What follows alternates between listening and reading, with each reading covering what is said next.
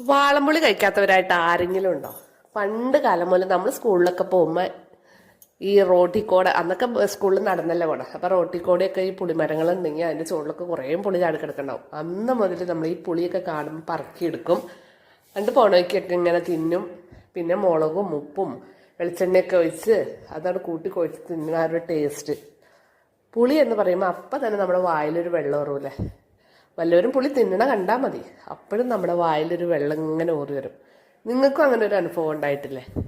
ഇപ്പം എനിക്കും ഇതേപോലെ ഒരു പുളി, ഞാനൊരു ഹോസ്പിറ്റലിൽ പോയപ്പോൾ ആ ഹോസ്പിറ്റലിൻ്റെ മുറ്റത്തൊരു പുളിമരമുണ്ട്, അതിൻ്റെ ചുവട് ചാടി കിടന്നതാണ്.